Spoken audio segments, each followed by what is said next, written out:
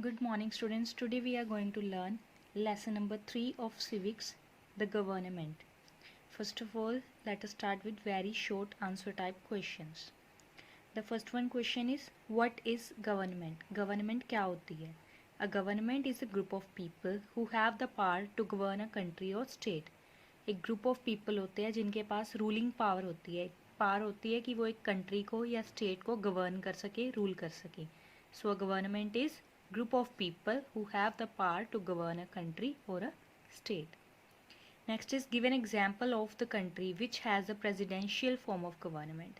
ऐसी कौन सी कंट्री है जहाँ पे प्रेसिडेंशियल फॉर्म ऑफ गवर्नमेंट है? That is USA, United states of America. The United states of America has presidential form of government.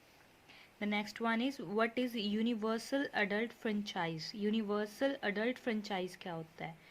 Under universal adult franchise, an individual who is 18 years of age or above has right to elect a representative by casting a vote.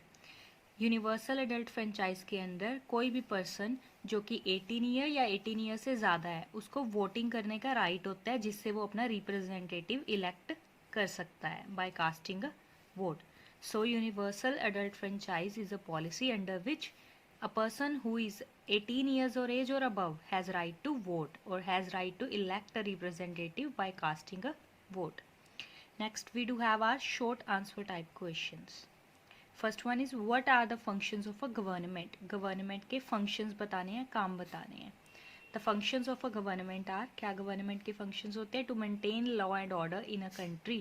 एक country में law and order को maintain करना, rules बना के रखना, पूरे laws को maintain करना.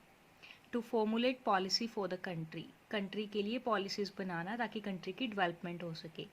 To work for the welfare of the people. लोगों की भलाई के लिए काम करना. So we have three functions of the government here: to maintain law and order in the country, to formulate policies for the country, and to work for the welfare of the people. The next one is, what is parliamentary form of government? It's a form of government, type of government. Let us discuss what is it. Parliamentary form of government. In a parliamentary system, the executive and the legislature work together, or powers of both are shared.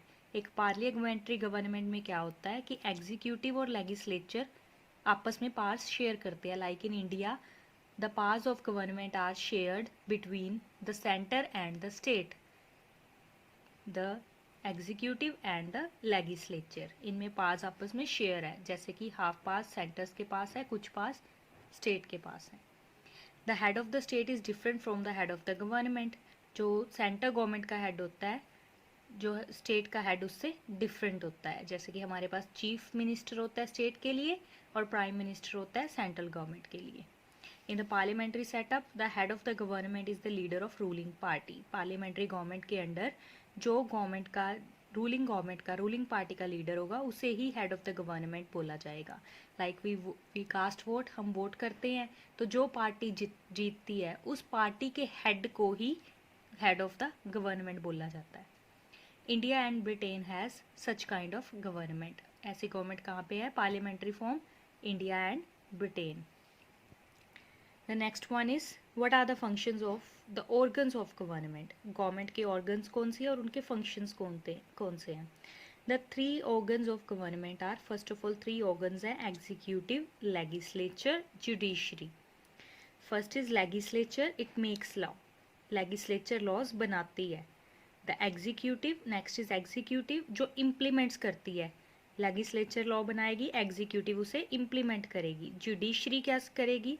ये dispute settle, जैसे जज होते हैं courts में, वो हमारे झगड़ों को सुलझाते हैं, सेटल करते हैं हमारे डिस्प्यूट को हर लेवल पे एज पर द लॉ के अकॉर्डिंग. और ये इंश्योर करते हैं कि लॉज बने रहे, कोई भी लॉज को तोड़े ना. हाँ जी, three organs are executive, legislature, judiciary.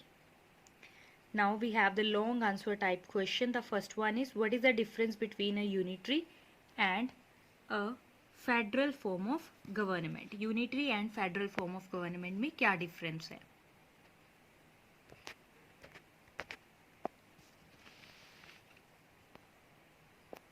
First of all, unitary, when a single central government looks after the whole nation. It is known as unitary form of government.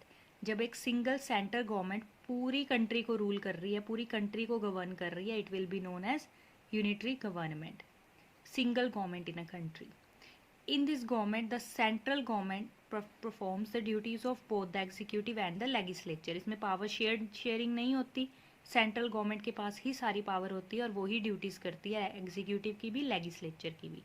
China is an example of such government. China में ऐसी government है, that is unitary form of government.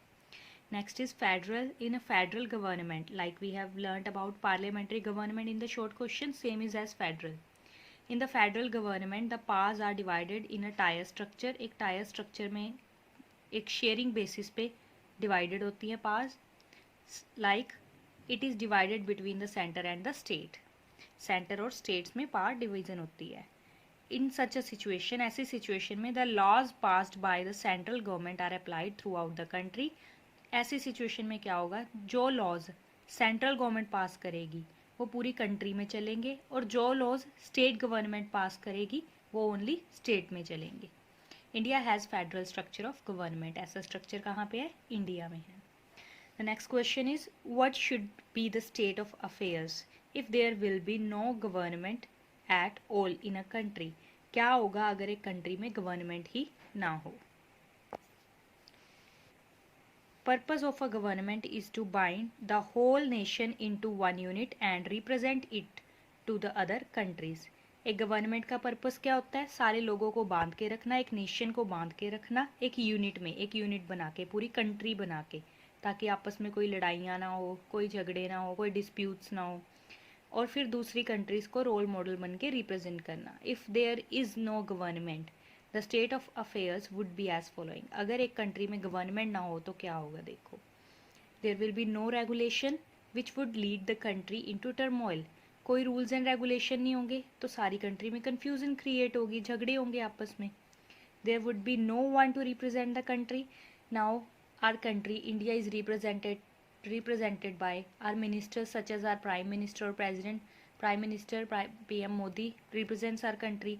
But अगर government ही नहीं होगी तो prime minister कहाँ से बनेगा, तो प्राइम मिनिस्टर नहीं होगा तो हमारी कंट्री को कौन रिप्रेजेंट करेगा. So there would be no one to represent the country.